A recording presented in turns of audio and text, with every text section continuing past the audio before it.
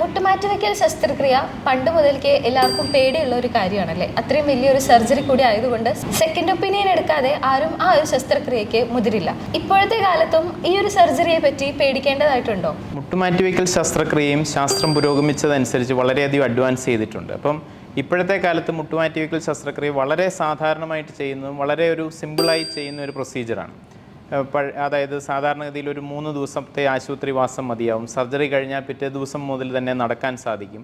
മുൻപൊക്കെ ആളുകൾക്കുണ്ടായിരുന്ന പേടി എന്ന് പറഞ്ഞാൽ മുട്ടുമാറ്റിവെക്കൽ ശസ്ത്രക്രിയ കഴിഞ്ഞാൽ കുറച്ച് അധികം വേദന കുറേ ദിവസത്തേക്കുണ്ടാകുമെന്നൊക്കെയുള്ള പേടിയായിരുന്നു. ഇപ്പം നമ്മുടെ അനസ്തീഷ്യയും അതുപോലെ മരുന്നുകളുമെല്ലാം അഡ്വാൻസ് ചെയ്തതനുസരിച്ച് കാര്യമായ വേദനയൊന്നുമില്ലാതെ പിറ്റേ ദിവസം മുതൽ തന്നെ നടക്കാനും അത്യാവശ്യം ആരോഗ്യമുള്ളവർക്കൊക്കെ ഒരു 3-ാം ദിവസം വീട്ടിൽ പോകാനും സാധിക്കുമെന്നുള്ളതാണ് ഇപ്പോഴത്തെ കാലത്ത് വന്നിരിക്കുന്ന പുരോഗതി.